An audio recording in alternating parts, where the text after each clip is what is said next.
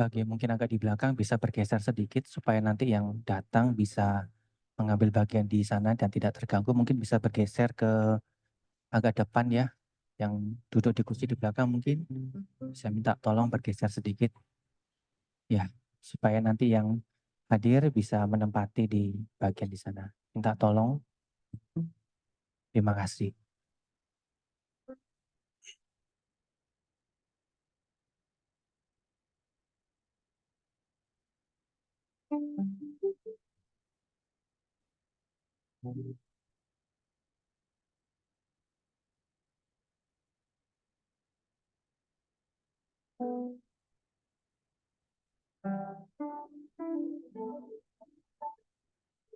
Mari kita mau membawa perenungan persekutuan kita di malam hari ini dengan hati yang tunduk dan hati yang penuh kerinduan. Seperti Daud saat ia datang di padang gurun, saat berada di padang gurun Yehuda, ia berkata, "Ya Allah, Engkaulah Allahku. Aku mencari Engkau. Jiwaku haus kepadamu. Tubuhku rindu kepadamu. Seperti tanah yang kering dan tandus, tiada berair. Demikianlah aku memandang kepadamu di tempat kudus, sambil melihat kekuatanmu dan kemuliaanmu. Tuhan, aku mau rindu selalu bersama Tuhan, tinggal di dalam kediaman Tuhan. Ku nikmati keindahan dan keagungan-Mu Tuhan. Rindu selalu bersamamu, tinggal di dalam kediaman-Mu, oh Tuhan, sebab ku sukai hadirat-Mu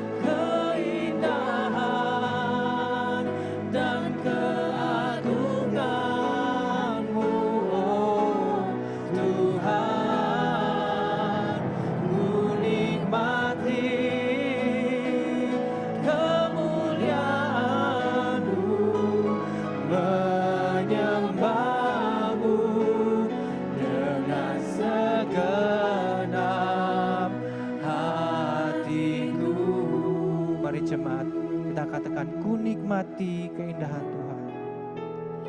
Ku nikmati keindahan dan keagungan-Mu, oh Tuhan. Ku nikmati kemuliaan-Mu, menyembah-Mu dengan segenap hatiku. Menyembah-Mu, menyembah-Mu dengan segenap hatiku. Mari kita berdoa. Tuhan, sungguh kami rindu untuk hadir, untuk selalu bersama-Mu Tuhan. Dengan segenap hati kami, dengan segenap diri kami bersujud di bawah kaki salib-Mu, menyembah-Mu, memuliakan-Mu. Itu semua karena kasih dan pengorbanan-Mu di kayu salib bagi setiap kami. Kasih yang tulus dan berharga. Pengorbanan-Mu telah tercurah bagi kami. Dan kiranya kerinduan kami di malam hari ini sungguh kami boleh merasakan hadirat-Mu Tuhan. Kiranya kasih Tuhan yang mulia, yang tulus dan sempurna mengasihi kami. Pengorbanan-Mu di Kalvari sungguh berharga.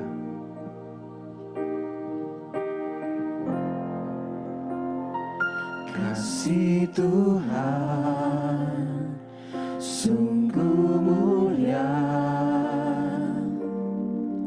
tulus dan sempurna mengasihi. Pengorbanan-Mu di Kalvari sungguh berharga bagi setiap kami. Sungguh berharga, Kau tebus. Terpujilah nama Tuhan. Terpujilah Tuhan Yesus, ditinggikan di atas pujian. Dari dalam lubuk hatiku, ku sujud dan berterima kasih.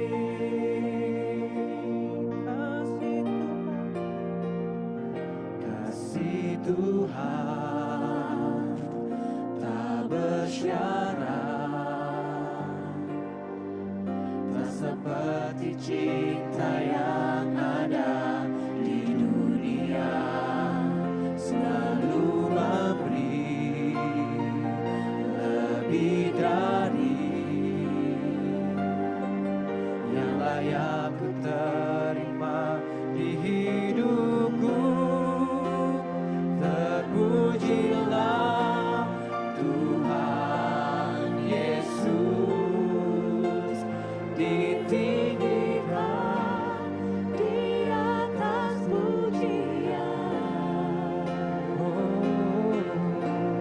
Dari dalam lubuk hatiku,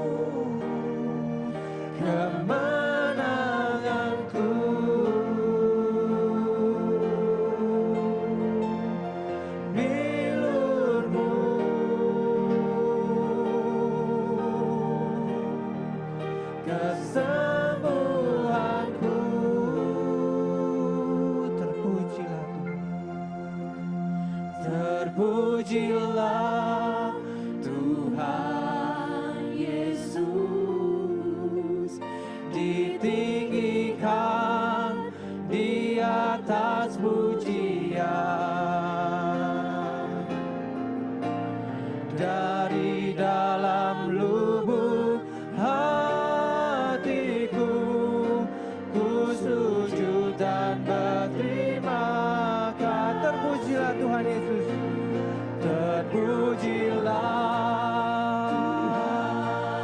Yesus, ditinggikan di atas pujian. Dari dalam lubuk hatiku, ku sujud dan berterima kasih.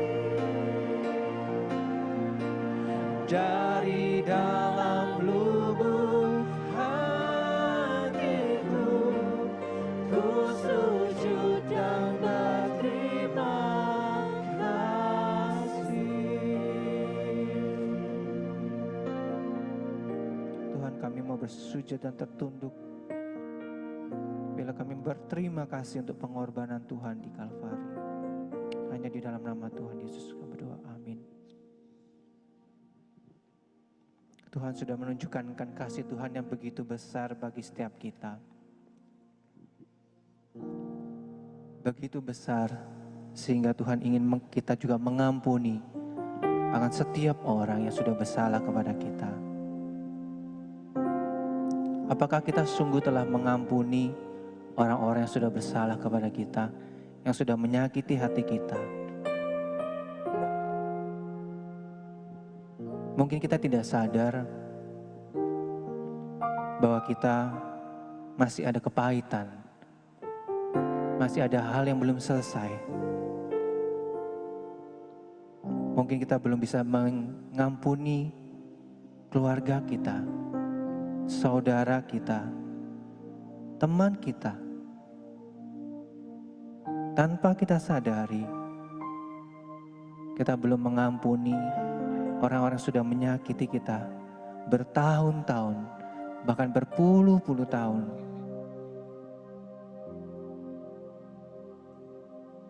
Mungkin kita belum bisa mengampuni bahkan orang yang terdekat, orang-orang yang selama ini bersama dengan kita.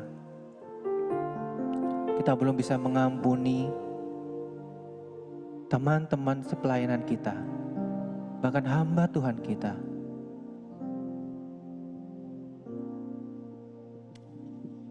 Sudahkah kita bisa mengampuni mereka? Orang-orang yang sudah menyakiti kita, menipu kita.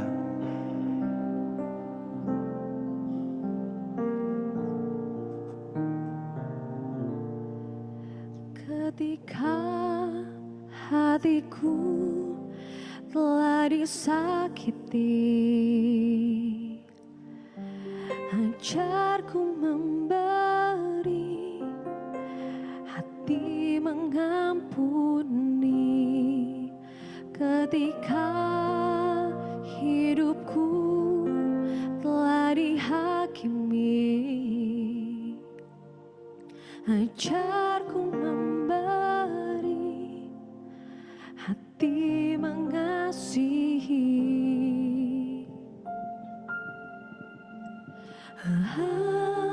Ampuni bila kami tak mampu mengampuni yang bersalah kepada kami, seperti hati Bapa mengampuni, mengasihi, tiada pamrih. Saudara-saudara, maukah kita mengasihi dan mengampuni orang-orang yang telah menyakiti kita? Tidak cukupkah darah Yesus yang tercurah buat kita? Tidak cukupkah mahkota duri yang merobek kulit kepalanya untuk kita? Tidak cukupkah paku yang tertancap di tangannya untuk kita? Tidak cukupkah untuk seluruh pengorbanan Yesus di kayu salib untuk kita yang berdosa sebagai bukti bahwa kasih Tuhan begitu besar buat kita. Mari kita mau mengatakan, Tuhan cukup. Cukup itu semua. Tuhan, kami mau mengasihi. Kami mau mengampuni. Kami mau mendoakan. Kami mau mendukung. Kami mau merendahkan diri untuk mengasihi, untuk mengampuni.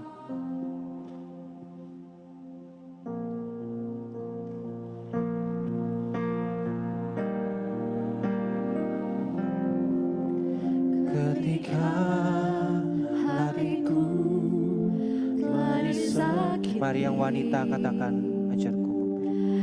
ajarku memberi hati mengampuni. Yang pria katakan, ketika hidupku telah dihakimi,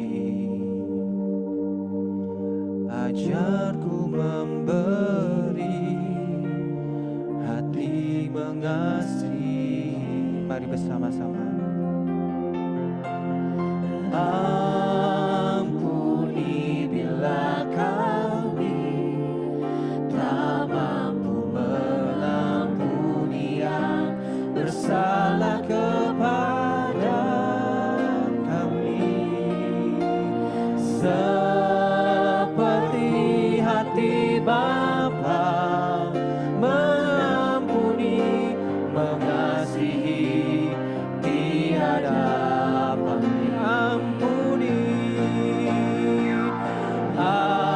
ampuni bila kami tak mampu mengampuni yang bersalah kepada kami, seperti hati Bapa mengampuni, mengasihi, tiada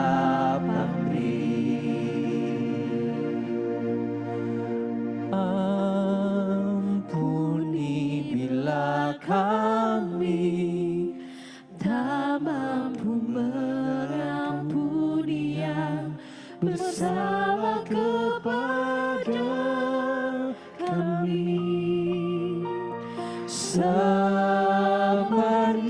hati Bapa mengampuni, mengasihi, tiada pamrih. Seperti hati Bapa, seperti hati Bapa mengampuni, mengasihi, tiada pamrih. Tuhan, kami mau mengampuni orang-orang sudah bersalah kepada kami, saudara kami, orang tua kami, teman kami, keluarga kami, rekan kerja kami, rekan kuliah kami, rekan sepelayanan kami, hamba-hambamu semuanya. Kami serahkan diri kami ke dalam tangan-Mu. Pimpin kami, tuntun kami Tuhan, dan bentuklah kami. Hanya di dalam nama Tuhan Yesus kami berdoa. Amin.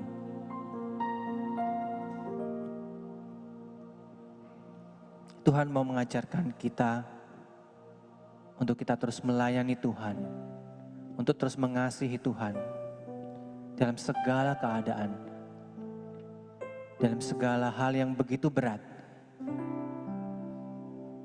Tapi Tuhan berkata melalui firman-Nya, "Pikulah kuk yang kupasang dan belajarlah padaku, karena aku lemah lembut dan rendah hati, dan jiwamu akan mendapat ketenangan. Sebab kuk yang kupasang itu enak dan bebanku pun ringan." Mari kita datang kepada Tuhan dengan membahas segala beban kita. Ketika aku berbeban berat, ku datang kepada Yesus. Dia berikan damai dan sukacita, sejahtera dalam hatiku. Ketika aku berputus asa, ketika aku berputus asa, ku datang kepada Yesus. Dia bebaskanku dan lepaskanku. Kini aku jadi baru. Yesus, Yesus, Yesus Tuhan, mulia namamu. Ku tinggikan, ku agungkan namamu selama-lamanya. Saudara wanita, pujikan ketika aku berputus asa. Yang wanita. Ketika aku berputus asa, ku datang kepada Yesus. Dia bebaskanku dan lepaskanku. Kini aku jadi baru. Yesus, Yesus Tuhan, mulia namamu. Ku tinggikan, ku agungkan namamu selama-lamanya. Yesus Tuhan, Yesus, Yesus Tuhan, mulia namamu. Ku tinggikan, ku agungkan namamu selama. Yesus Tuhan, Yesus, Yesus Tuhan, mulia namamu. Ku tinggikan, ku agungkan namamu selama-lamanya. Ku tinggikan Tuhan, ku tinggikan, ku agungkan namamu selama-lamanya.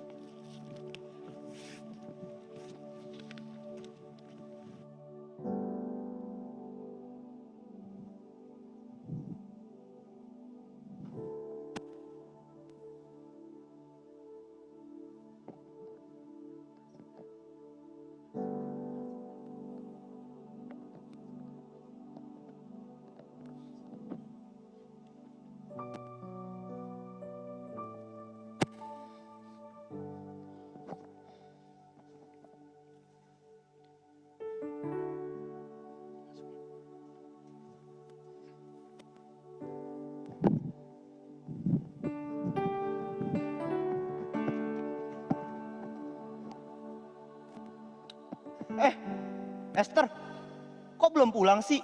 Mana bemonya? Mana? Kok belum datang? Mobilku bukan bemo. Katanya punya mobil gede, tapi kok masih dijemput sama mamanya, iya kan? Iya. Bawanya BMW sih. Bebo, warisan. Iya kan? Iya. Ih, Kamu dia lagi- kelihatan kayak mau marah gak sih? Iya kan? Iya.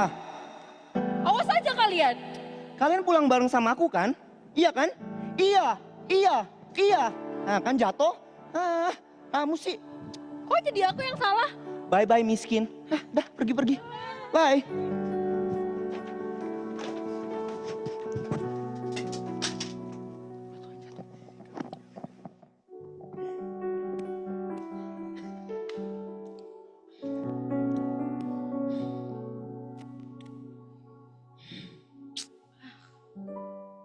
Astaga, ini anak dicariin dari tadi.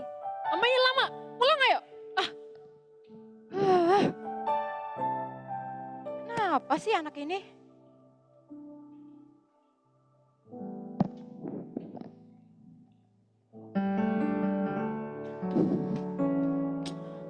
Malas banget.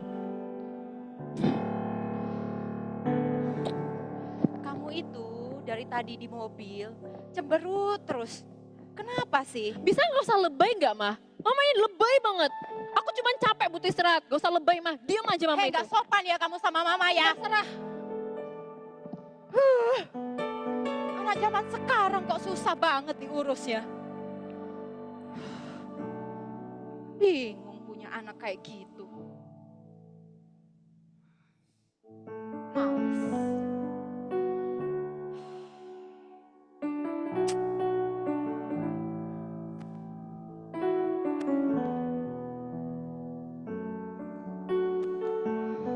Suami gak pulang-pulang. Papa pulang. Heh, Pak. Ini loh Esther. Ngambek terus. Cemberut terus. Ditanya marah-marah. Kenapa ya Pak ya? Ma, Esther tuh baru pulang sekolah. Mungkin dia capek. Paling dia cuma butuh istirahat aja, Ma. Aduh. Biasanya nggak gitu Pak soalnya. Apa nilainya jelek ya? Awas aja kalau nilainya jelek. Mama marahin dia. Sudahlah, Ma. Dia tuh baru pulang sekolah. Pasti capek. Biarin dia istirahat dulu lah. Aduh, nggak biasanya kayak gitu Pak soalnya. Bayangin loh, anak mau kayak besar gini kok masih di... Aduh, nggak tau lah. Udahlah, Papa mau istirahat juga. Capek. Hei, kamu pikir kamu aja yang capek? Aku juga capek. Hei.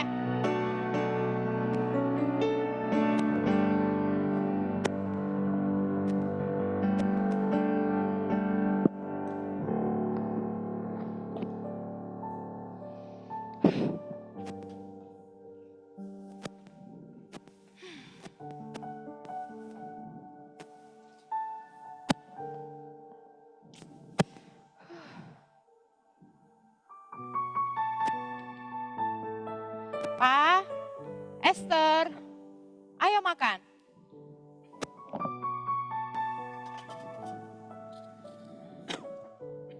Astaga, anak ini belum ganti baju. Berisik, Mah. Kita udah punya perjanjian ya, di meja makan nggak boleh bawa handphone. Simpan handphonenya. Iya.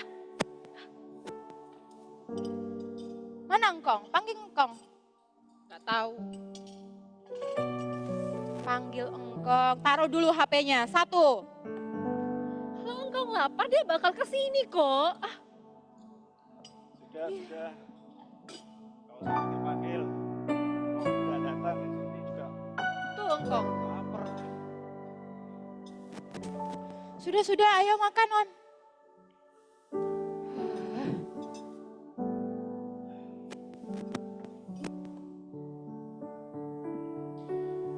Ma, lusa itu Papa kayaknya butuh keluar kota deh, Ma.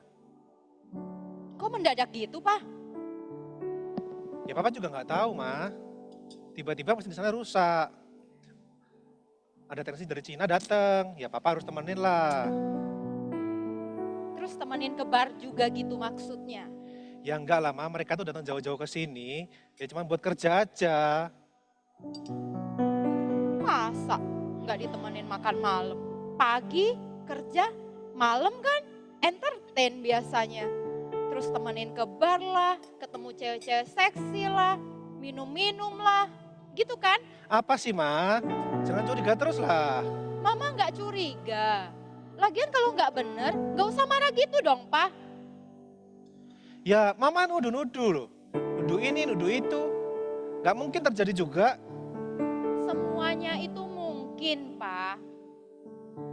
Temannya Mama, suaminya, bilang temenin customer main golf. Ternyata kecantol sama kedinya.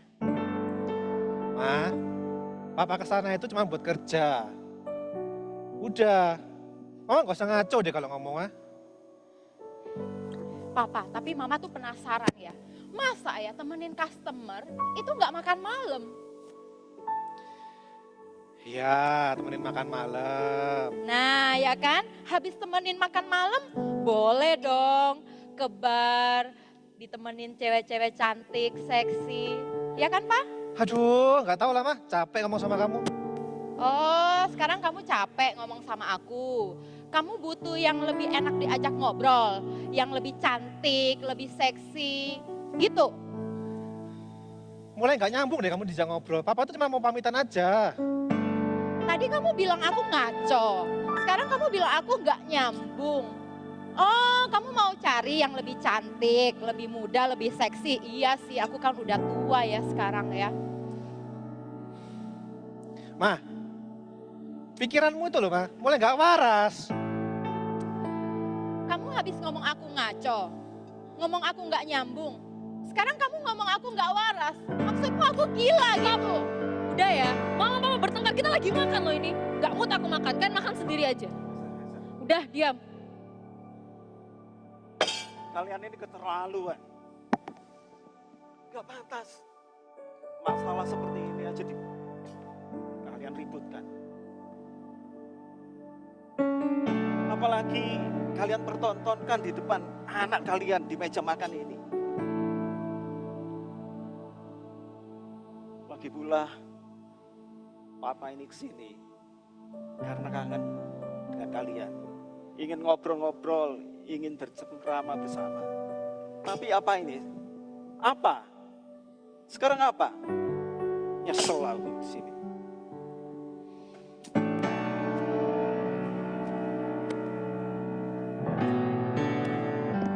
Udah, Papa capek. Heh, kamu pikir kamu aja yang capek? Aku juga capek.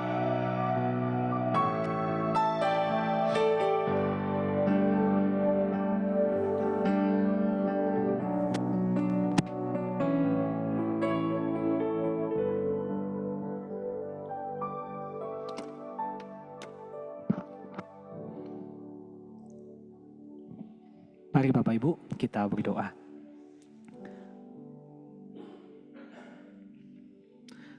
Tuhan, Engkau Allah yang datang ke dunia, berjalan di dunia sebagai manusia. Engkau merasakan semua penderitaan, mengerti semua pergumulan, khususnya dalam relasi hubungan kami dengan keluarga dan sesama. Di mana pada malam hari ini kami mau merenungkan firman Tuhan bersama-sama, khususnya bagaimana Tuhan berbicara dalam relasi kami. Seperti drama yang barusan kami simak, rumah dan keluarga harusnya menjadi tempat yang aman, namun kadang kala menjadi sebuah penjara yang menakutkan. Tuhan tolonglah kami sehingga firman-Mu boleh menyegarkan hati kami, membentuk hidup kami, sehingga kami semakin serupa dengan Kristus. Di tengah segala kelemahan kami dalam relasi, kami rindu Tuhan Kau pimpin kami. Terima kasih ya Bapa, mampukanlah hamba-Mu yang lemah terbatas berdosa ini, sehingga dapat menjelaskan firman, sehingga dapat memberitakan Injil di perenungan Prapaskah kami. Di dalam nama Tuhan Yesus Kristus kami berdoa. Amin. Bapak Ibu, jemaat sekalian, kita tahu ya hal yang terbaik dalam hidup ini terjadi dalam relasi. Kalau ada orang yang kita cintai, kalau ada teman-teman yang kita akrab, mau makan apapun terasa enak. Meskipun makanannya sederhana dan biasa-biasa. Tetapi kita juga tahu sebaliknya. Hal yang paling menyakitkan juga terjadi dalam relasi. Meskipun kita di hotel yang mewah, makanan bintang 5, tetapi kalau kita berhadapan dengan musuh, dengan orang yang menyakiti kita, semuanya yang enak itu, yang mahal-mahal itu, jadi pahit, jadi menyakitkan. Dan Bapak Ibu, kita semua tahu ya bagaimana dampak sebuah penolakan, pengabaian, kata-kata yang kasar bisa membekas sampai ke akar. Ucapan seorang mama yang mungkin diucapkan 1 kali pada saat marah karena anaknya nakal. Ucapan sesimpel, kamu kok goblok sih? Kamu kok gak becus sih? Ucapan yang kita katakan pada saat ya normal kan ya, jengkel begitu ya. Gak ada orang tua yang sempurna. Kita tahu bagaimana itu bisa membekas bahkan sampai menjadi jati diri seorang anak hingga dewasa. Maka bagaimana ya Bapak Ibu kita menghadapi luka-luka yang ada dalam relasi. Bagaimana ya kita bisa berdamai dengan toksik yang ada dalam relasi-relasi kita. Nah, pada malam hari ini saya mengundang kita untuk melihat cuplikan dari hidup Tuhan Yesus. Di mana Yesus juga berhadapan dengan masalah relasi. Dan dari situ kita akan belajar bersama, merenungkan bersama bagaimana kita bisa berdamai dengan orang-orang di sekitar kita yang kita punya masalah relasi. Mari kita buka melihat sama-sama ya di Markus pasal yang ke-6 ayat 1 sampai ayat yang ke-6.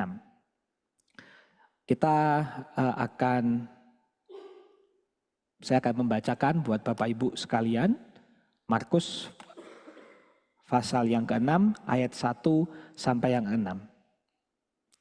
Kemudian Yesus berangkat dari situ dan tiba di tempat asalnya, sedang murid-muridnya mengikuti dia. Pada hari Sabat ia mulai mengajar di rumah ibadat, dan jemaat yang besar takjub ketika mendengar dia. Dan mereka berkata, dari mana diperolehnya semuanya itu? Hikmat apa pulakah yang diberikan kepadanya?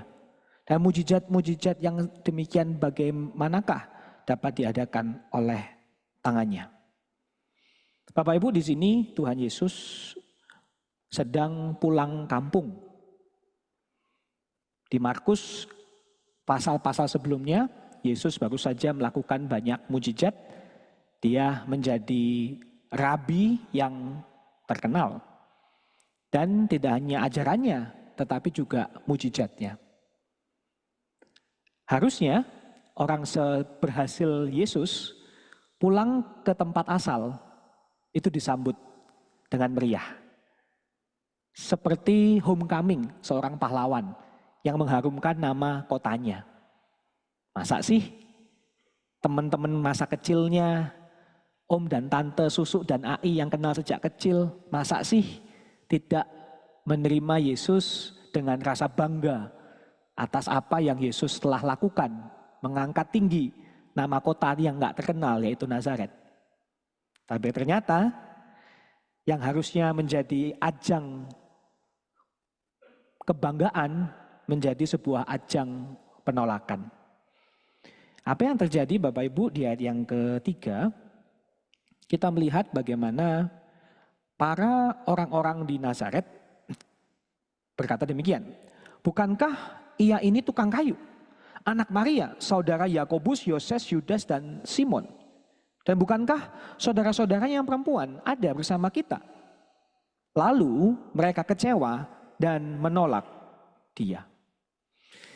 Bapak Ibu, orang-orang di Nazaret menolak Yesus, tersinggung, kaget. Kenapa? Karena dikatakan Yesus adalah tukang kayu. Nah, tentu saja bukan berarti kalau Bapak Ibu tukang kayu sebuah pekerjaan yang merendahkan. Maksud dari kalimat ini, tukang kayu adalah seorang yang tidak hanya bekerja dengan kayu saja, tetapi seperti seniman, seperti orang yang serba bisa dalam hal bangunan dan tukang. Maksudnya, orang yang terbiasa dengan kerjaan tangan, kok tiba-tiba mengajar. Tukang kayu sama guru Taurat, itu beda jauh statusnya. Siapa kamu dari tukang kayu yang kita kenal, yang biasanya ketok-ketok palu di rumah, atau yang bikin kursi dan meja di dapur rumah kita di rumah, kok tiba-tiba berani mengaku menjadi rabi? Ini pasti nggak benar. Makanya itu mereka menolak dia. Mereka juga menolak Bapak Ibu karena mereka sadar loh, ini kan kita tahu siapa Yesus. Tadi saya sempat bilang ya, Nazaret itu kota kecil. Everybody knows everyone else. Seperti yang kadang-kadang kita bilang kan, wah ternyata dunia ini kecil ya. Kita di Surabaya aja bisa bilang gitu. Apalagi di Nazaret. Karena orang-orang di Nazaret ini begitu kira mereka sudah kenal Yesus, ironisnya mereka malah menolak Yesus. Makanya orang-orang Nazaret sampai bisa menamakan keluarga Yesus, Maria, Yakobus, Yoses, Yudas, Simon, dan saudara-saudaranya yang lain. Perhatikan Bapak Ibu, kata-kata yang diucapkan adalah mereka kecewa dan menolak dia. Nah, kata kecewa dan menolak ini sebetulnya kalau dalam bahasa aslinya cuma satu kata, yaitu mereka terskandal gitu ya. Karena memang bahasa Yunaninya itu bunyinya skandalizo. Jadi ini seakan-akan tuh mereka itu mengalami melihat Yesus itu seperti sebuah skandal. Ini penolakan yang serius Bapak Ibu. Ini bukan cuma sekedar, wah ini anak masih hijau nggak bisa apa-apa, bukan sih. Mereka betul-betul menolak Yesus. Bahkan kalau di versi Lukas pasal yang keempat ada cerita yang sama. Yesus sampai mau dibunuh, mau dilempar dari tebing. Di sini Bapak Ibu kita menemukan bahwa Yesus pun pernah mengalami penolakan. Penolakan itu bagian dari kehidupan Bapak Ibu. Yesus kurang apa lagi? Kurang pintar, kurang baik, kurang hebat, kurang sabar, kurang belas kasihan. Saya rasa enggak ya. Tetapi dia pun mengalami penolakan. Bahkan nanti di atas kayu salib dia mengalami penolakan yang lebih hebat lagi. Salib adalah tempat di mana Galatia mengatakan terkutuklah orang yang disalib. Yesus mengalami penolakan dari Allah Bapa. Maka Bapak Ibu kalau hari ini Bapak Ibu mengalami penolakan karena berbagai macam hal, it's okay. Satu, it's part of life. Tetapi lebih daripada itu, Yesus mengerti pada saat Bapak Ibu disakiti, dikecewakan, diremehkan. Nah, lalu bagaimana? Apa yang terjadi selanjutnya? Yesus meresponi perilaku penolakan ini dengan mengucapkan sebuah idiom umum ya, di ayat yang keempat. Maka Yesus berkata kepada mereka, seorang nabi dihormati di mana-mana kecuali di tempat asalnya sendiri. Di antara kaum keluarganya dan di rumahnya. Perhatikan Bapak Ibu bagaimana Yesus mengecilkan lingkaran relasi. Nabi dihormati di mana-mana kecuali di tempat asalnya, ya kan, di kotanya. Di antara kaum keluarganya, lebih kecil lagi, keluarga besar, bahkan sampai di rumahnya, keluarga inti. Dengan kata lain Bapak Ibu, Yesus tidak cuma mengerti disakiti, dia mengerti disakiti oleh orang terdekat. Mungkin di sini Bapak Ibu nggak masalah disakiti. Ada pasti ya? Nggak apa-apa dihina, difitnah, diejek-ejek udah biasa. Malah di sini ada yang merasa semakin diejek semakin mantap gitu kan ya. Berarti kan Bapak Ibu orang yang mengancam orang lain begitu kan. Tapi coba Anda diejek-ejek disakiti orang terdekat. Lain ya? Pasti lain. Yesus tahu rasanya disakiti oleh orang terdekat, diperlakukan semena-mena.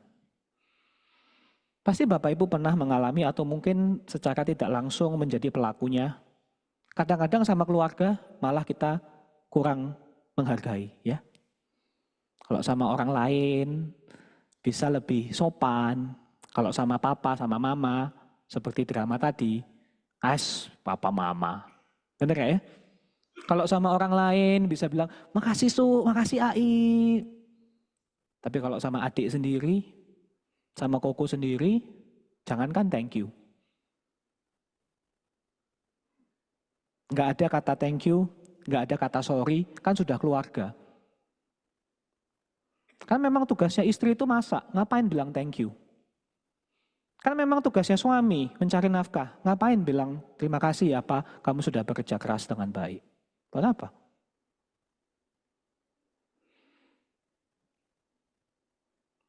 Pesenin GoFood, nggak ada pakai kata tolong. Dan entah kenapa yang pesen GoFood biasanya anak yang paling kecil. Betul nggak ya? Biasanya ada Koko, ada Cece, tapi anak yang paling bontot biasanya yang disuruh pesen GoFood. Pesenin ya, gitu, tanpa kata tolong gitu ya. Nah, Yesus mengerti loh, Yesus mengerti. Perlakuan-perlakuan tidak baik, tidak yang semena-mena, Yesus mengerti. Tapi perhatikan kemudian setelah Yesus mengucapkan ayat yang keempat, oh ya memang begini. Kemudian dia menutup ayat yang kelima, ayat yang keenam. Ya. Ia tidak dapat mengadakan satu mujizat pun di sana, kecuali menyembuhkan beberapa orang sakit dengan meletakkan tangannya atas mereka. Ia merasa heran atas ketidakpercayaan mereka. Bapak Ibu, meskipun Yesus ditolak, saya bersyukur di sini Yesus tetap melakukan mujizat. Ya, kadang kita membaca ayat ini, kita fokusnya kepada penolakan. Tetapi saya bersyukur penolakan tidak menghentikan Yesus untuk melakukan atau terus memajukan kehendak Allah. Ada orang-orang yang disembuhkan. Memang kelihatannya gagal karena dibandingkan tempat-tempat lain di mana tempat kota-kota yang bukan Nazaret, mereka menerima Yesus, makanya mereka bisa mengalami lebih banyak mujizat. Yesus di sini heran. Maksudnya harusnya lebih banyak orang bisa sembuh. Tetapi karena tidak percaya, kesembuhan itu menjadi terbatas. Di sini Bapak Ibu kita melihat bagaimana Yesus prinsipnya satu sih. Kemudian nanti saya akan tutup dengan apa yang dapat kita lakukan ya. Di sini kita melihat bagaimana Yesus itu tetap melakukan yang benar meskipun ditekan oleh penolakan. Saya punya kalimat seperti ini Bapak Ibu. Pada saat kita mengalami disakiti, ditolak, dibenci, dihina, difitnah, diomongin yang jelek-jelek. Kita punya banyak hal yang dapat kita lakukan. Tapi yang pasti begini, dalam hal relasi, membalas pasti tidak lebih baik. Menghindar biasanya tidak lebih baik. Menghadapi bisa lebih baik. Mengasihi pasti lebih baik. Saya ulangi ya. Dalam hal relasi, membalas, wah dia menghina, tak hina balik. Pasti nggak lebih baik sih, pasti nggak lebih baik. Menghindar, biasa kita udah biarin aja lah, nggak usah banyak ngomong gitu ya. Tapi menghindar itu biasanya hanya memperburuk masalah. Menyiapkan bom waktu kadang-kadang. Menghindar biasanya nggak lebih baik. Menghadapi bisa lebih baik, bisa. Karena kita ngomong masalahnya apa. Tetapi ada satu hal yang pasti lebih baik. Mengasihi. Bapak Ibu di sini Yesus menunjukkan kasihnya dengan tetap menyembuhkan. Tapi indah bukan? Dan sebuah misteri di sini. Yesus tidak memaksakan diri. Yesus tidak bilang, oh kamu nolak aku. Ya sudah, kamu juga tetap tak sembuhkan. Enggak ya. Somehow di sini kita melihat Allah yang rela membatasi lingkup kedaulatannya sehingga memberikan ruang untuk tanggung jawab atau kehendak bebas manusia. Markus memang suka menggambarkan Yesus seperti manusia.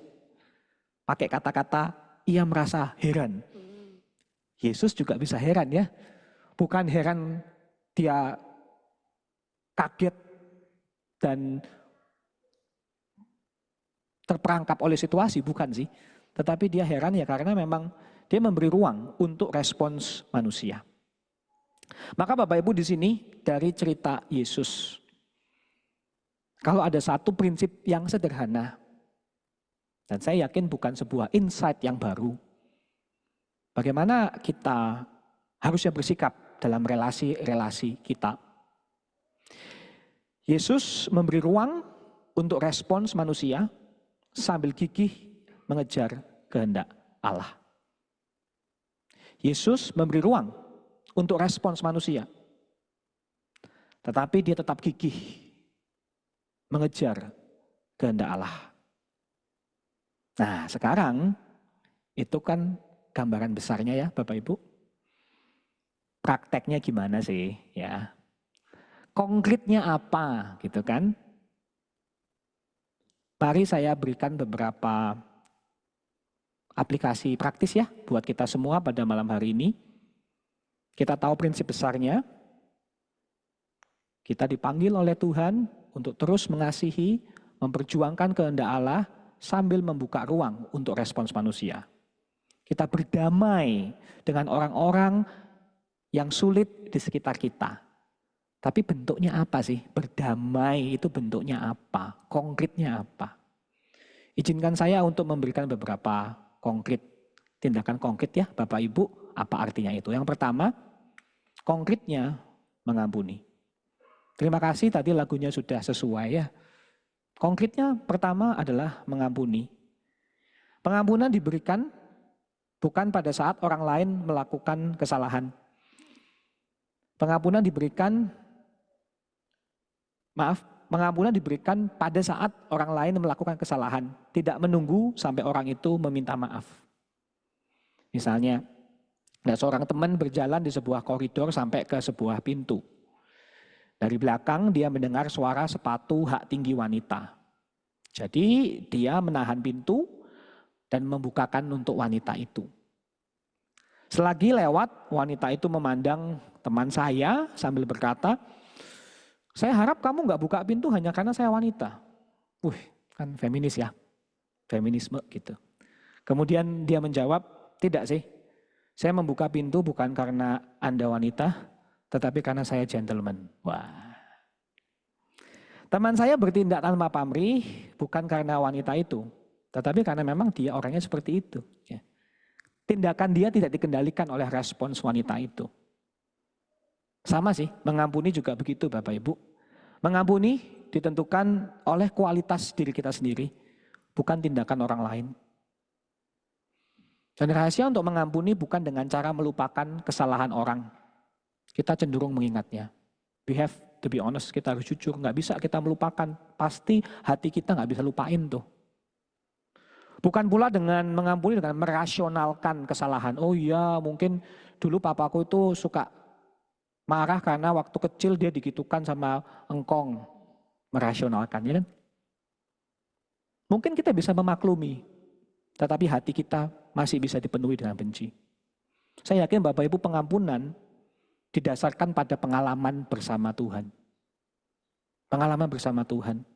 Kita mengingat bagaimana dosa kita kepada Tuhan selalu lebih besar daripada dosa orang lain kepada kita. Kita ingat bagaimana Tuhan terus mengasihi kita. Tuhan gak hanya mengampuni kita, mengampuni dan terus mengasihi. Dan Tuhan mengasihi kita bukan saat kita paling baik, tetapi saat kita paling bejat. Bukankah itu kasih Tuhan? Kasih Tuhan kepada kita bukan pada saat kita paling baik, tetapi pada saat kita paling bejat. Pada saat kita musuh-musuh Tuhan, Tuhan mengasihi kita. Maka dari itu kita belajar mengampuni. Berdasarkan pengalaman bersama Tuhan. Yang kedua, Bapak Ibu, aplikasinya tindakan berdamai dengan orang di sekitar kita adalah kita perlu berduka. Kita perlu berduka kalau Bapak Ibu merasakan penderitaan dari orang lain. Kita perlu ada proses yang namanya menerima realita yang ada. Ketika kita kehilangan seseorang, ditolak, diputus, atau kehilangan orang yang kita cintai, bentuk berdamai adalah berduka. Biasa dulu waktu masih single, sering kan dibilangin waktu baru putus misalnya, udahlah kamu lebih baik tanpa dia nggak sebaik itulah, gitu ya. Saya ngerti sih kalimat-kalimat seperti itu untuk menghibur ya. Tetapi kalau kita mencintai seseorang adalah baik pada saat kita kehilangan orang itu, ya kita mengingat semuanya. The good part and the bad part. Ya kan? Hal yang baik tentang orang itu dan hal yang tidak baik. Ya kita ingat, kita kehilangan, kita berduka. Kenapa penting Bapak Ibu kita berduka, kita meratap. Supaya kita nggak memendam sakit hati dan luka. Ada seorang yang bernama Joe, dia seorang papa. Dia punya anak namanya Michael. Michael ini jago banget musik. Sejak kecil langsung sama Joe ini, wah aku mau anakku ini luar biasa. Langsung dia dibikin regimen latihan performance musik.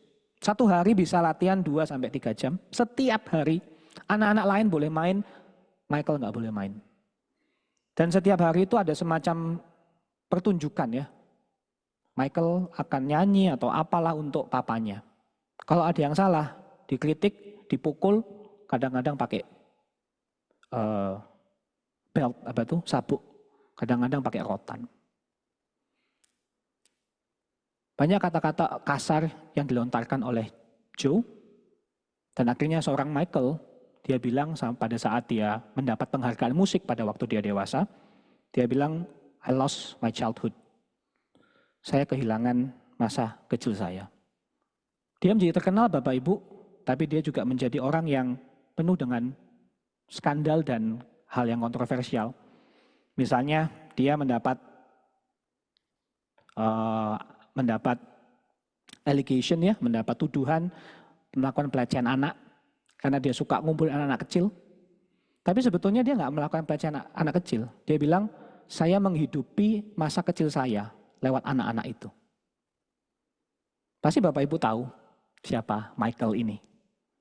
Saya bicara tentang seorang Michael Jackson. Michael Jackson. Bapak Ibu, saya nggak tahu tentu saja seorang Michael Jackson secara belum pernah menyelidiki, tetapi mungkin dia menjadi seorang yang bahkan dia bilang gini, saya lebih nyaman di depan panggung daripada ketemu sama orang. Saking karena hidupnya itu selalu di panggung. Lucu ya, kalau kebanyakan dari kita kebalikan ya. Lebih nyaman di belakang layar, di bawah panggung. Kalau dia enggak. Dia paling nyaman di atas panggung, ditepukin orang. Tapi akhirnya dia enggak pernah punya relasi yang baik. Bapak Ibu, itulah makanya kita perlunya berduka, meratap akan kehilangan-kehilangan kita. Kita jujur sama Tuhan, jujur sama orang yang dapat kita percayai bahwa papa atau mama atau teman sudah melukai kita. Perlu kita suarakan, perlu kita serahkan kepada Tuhan. Karena kalau kita tidak berduka, biasanya akan menjadi sebuah beban dan rantai yang kita bawa seumur hidup. Luka yang terbuka yang kita bawa, yang tinggal tunggu waktu ada pemicunya, maka kita akan mengambil keputusan-keputusan yang salah dan dosa-dosa yang mengikat kita. Mari kita berdamai dengan cara berduka. Kadang-kadang orang Kristen nggak suka ya nangis-nangis gitu ya. Ada yang bahkan bilang kebanyakan nangis kurang iman. Ada kan seperti itu Bapak Ibu ya. Saya masih ingat dulu waktu saya kecil, temennya mama saya kalau nggak salah, atau siapa ya saya lupa, tapi saya diceritain agak samar-samar sih. Ada kedukaan. Tapi teman mama saya ini kalau nggak salah nggak datang. Padahal yang meninggal itu suaminya atau siapa. Terus ditanya kenapa kok nggak datang? Tuh, buat apa datang ke rumah duka? Kan suamiku sudah sama Tuhan Yesus. Jadi dia merasa nggak perlu menangis gitu, nggak perlu berduka. It's all fine, everything is okay. Gitu.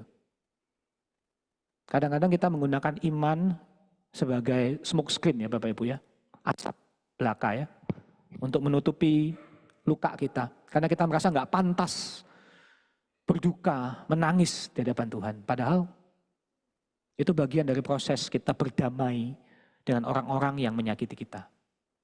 Kalau kita nggak bisa ngomong sama papa atau mama, mungkin papa mama sudah nggak ada, ya udah ngomong sama orang-orang yang aman.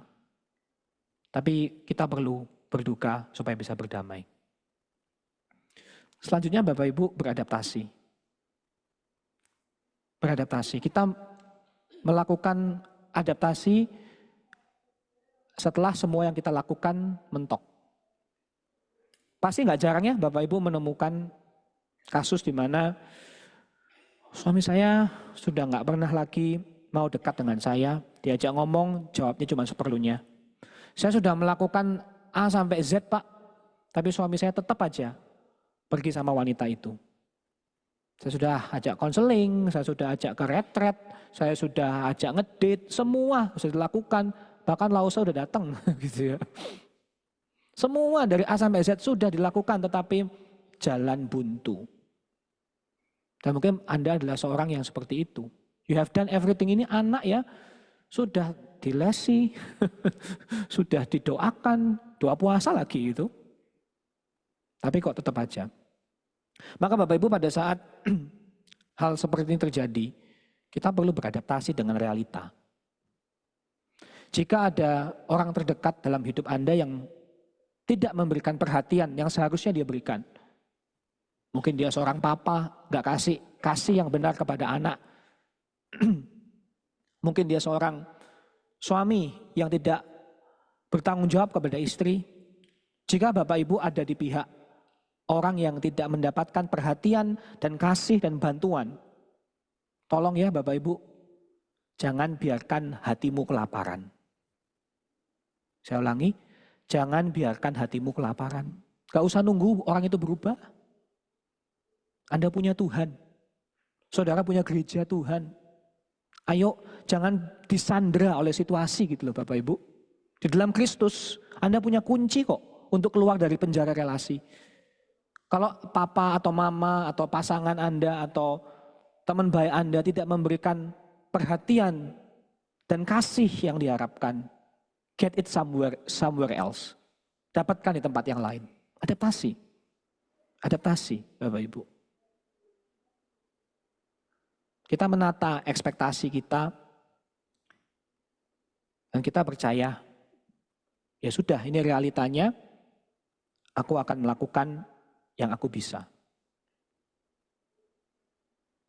Misalnya, anak Anda pacaran sama cowok yang Anda nggak suka, gitu ya. Zaman sekarang jangan dilarang ya, Bapak Ibu ya biasanya ya. Karena kalau dilarang nanti backstreet. Anda mungkin nggak bisa ngelarang, tapi cowok yang mendekati anak Anda bisa diajak ngomong kan.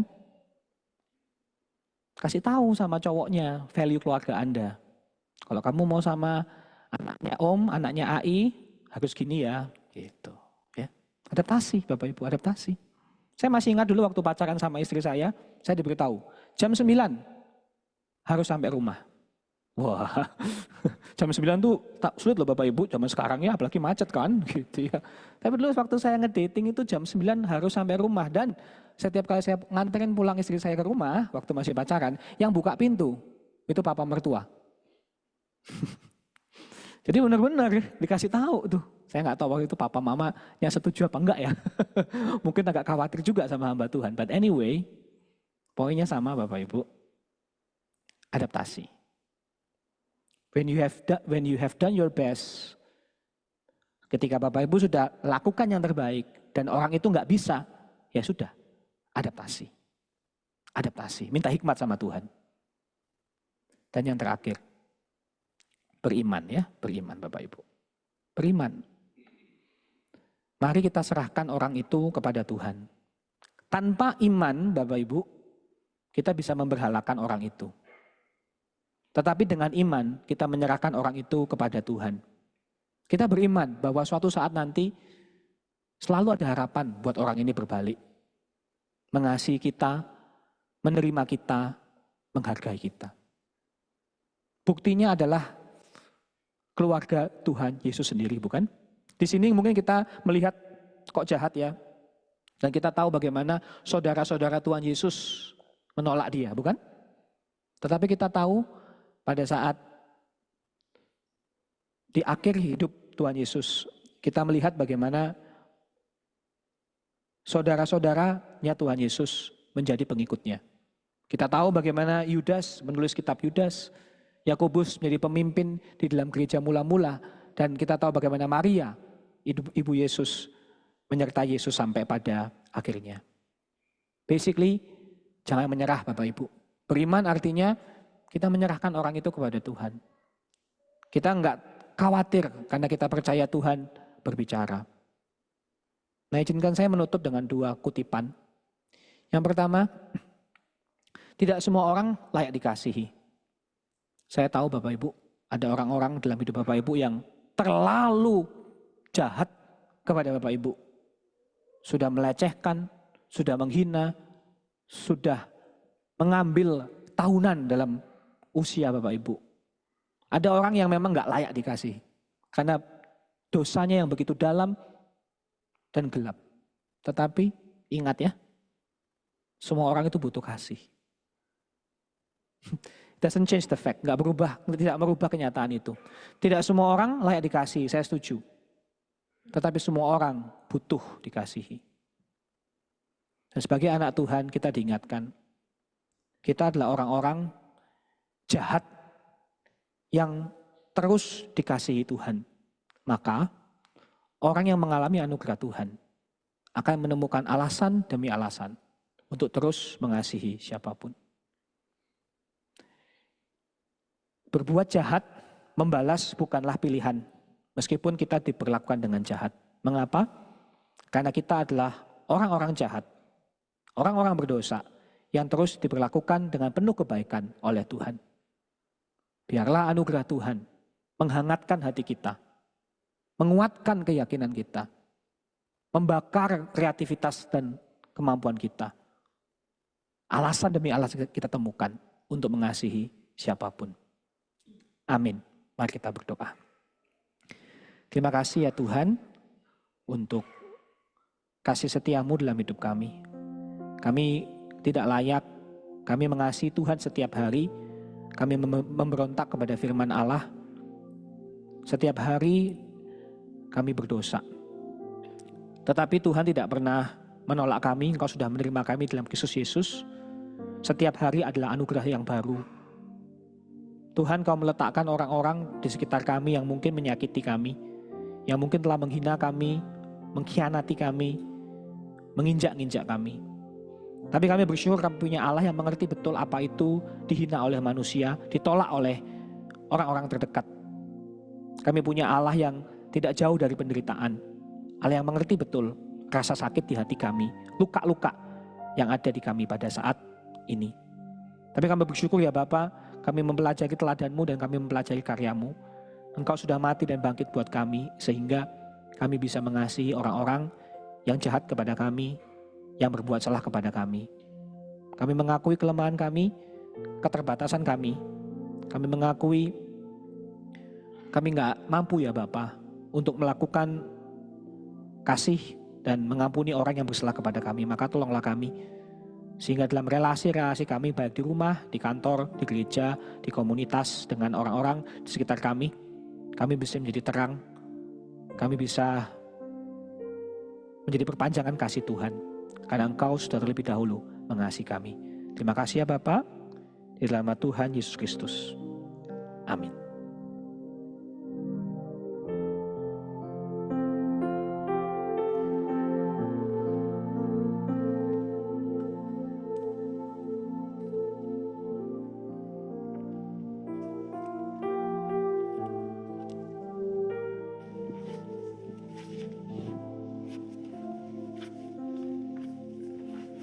Saya mewakili hamba Tuhan Majelis GKT Husana Bumi Permai mengucapkan terima kasih untuk Evangelis Edo yang sudah menyampaikan firman Tuhan. Kiranya firman Tuhan malam hari ini dan perenungan kita malam hari ini sungguh menguatkan kita sebagai keluarga Tuhan. Sekitar 20 tahun yang lalu ada sebuah lagu di mana kami berlima sekeluarga menyanyikan pujian ini di sebuah pelayanan di gereja. Namun beberapa tahun kemudian, sekitar 19 tahun yang lalu, sudah berkurang satu, hanya 4 orang yang bisa menyanyikan pujian ini dalam sebuah pelayanan. Tapi kita boleh bersyukur bahwa pujian ini, pujian yang membawa kita untuk lebih mengenal bahwa keluarga kita bukan hanya keluarga inti yang ada di rumah. Keluarga kita adalah keluarga yang ada di tempat ini, anak-anak Tuhan yang bersama-sama memuji Tuhan, mengasihi Tuhan, melayani Tuhan. Dan kiranya melalui pujian ini pula kita boleh bersama-sama bersehati, mengampuni, mengasihi keluarga kita, keluarga besar GKT Husana Bumi Permai, dan seluruh anak-anak Tuhan. Mungkin keluarga kita yang jauh di luar kota, di luar pulau, kita bawa bersama dalam doa kita, dalam pujian ini. Saya mengundang Bapak Ibu Saudara boleh bangkit berdiri.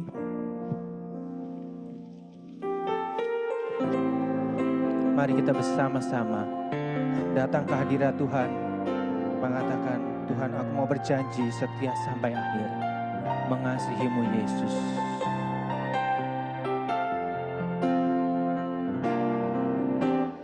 Kami datang di hadirat-Mu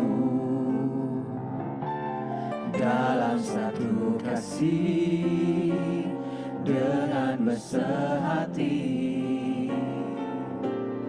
berjanji setia sampai akhir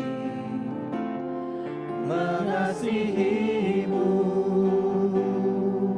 Yesus. Kami datang di hadirat-Mu dalam satu kasih dengan bersehati,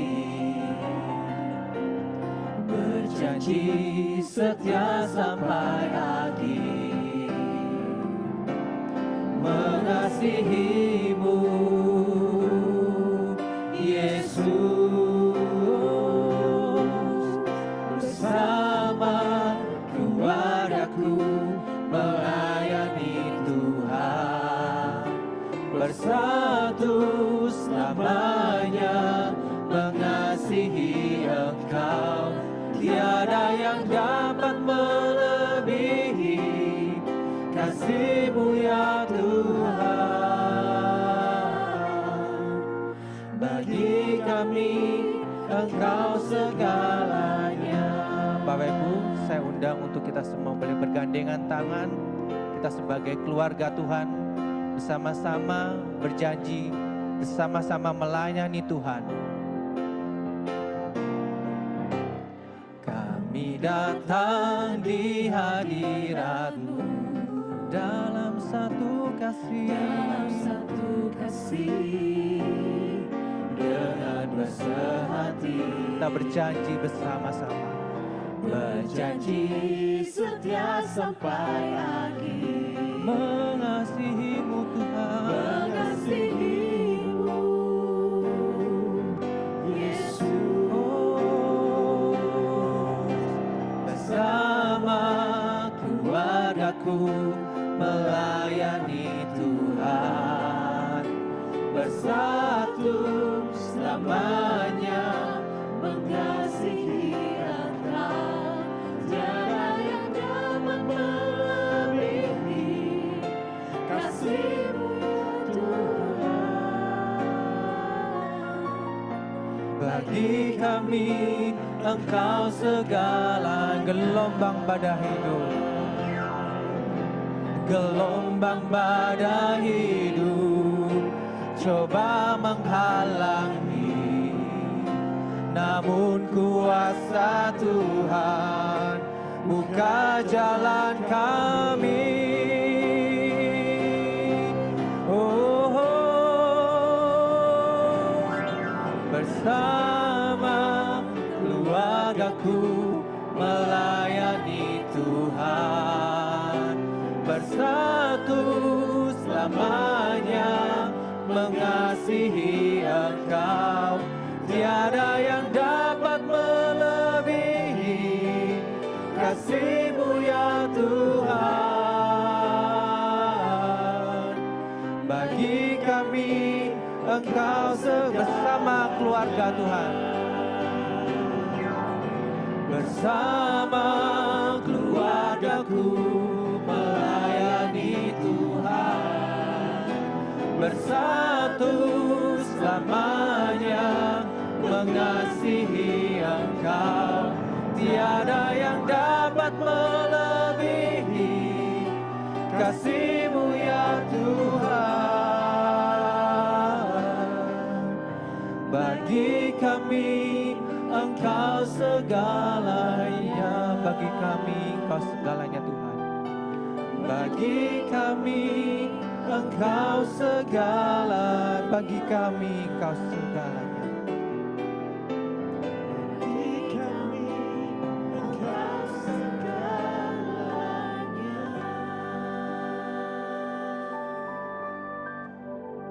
Kami sungguh bersyukur ketika kami boleh menjadi milik Kristus, ditebus oleh darah Kristus yang mahal, maka hidup kami selalu ada di dalam kasih karunia Tuhan.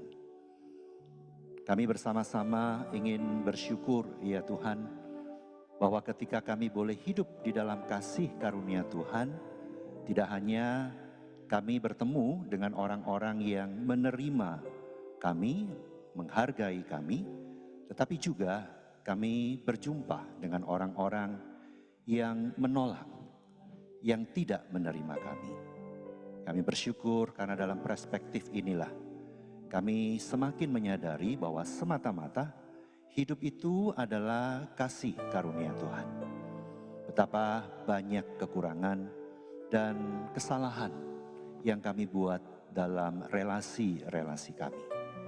Biarlah di dalam pertolongan-Mu, Kau boleh menyembuhkan kami, menolong kami untuk bisa melewati ini, karena ini pun ada di dalam anugerah Tuhan, di dalam kasih karunia Tuhan.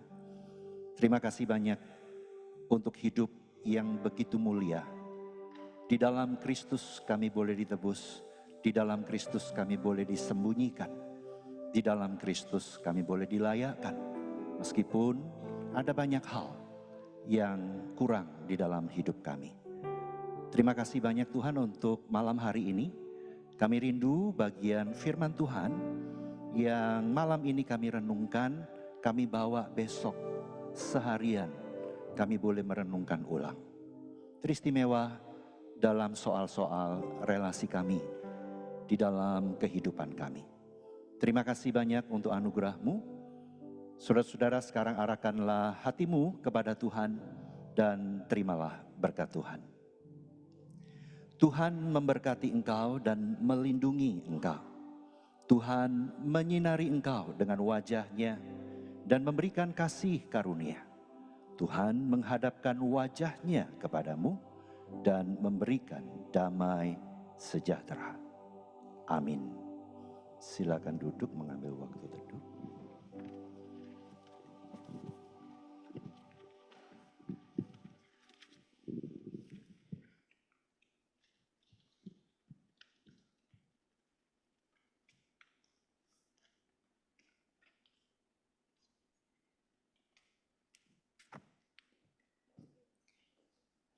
Jemaat terkasih, mengingatkan besok masih ada rangkaian dari Prapaskah kita, hari Rabu dan hari Kamis. Mohon untuk kita bisa mengundang jemaat rekan-rekan kita yang lainnya. Terima kasih, Tuhan Yesus memberkati.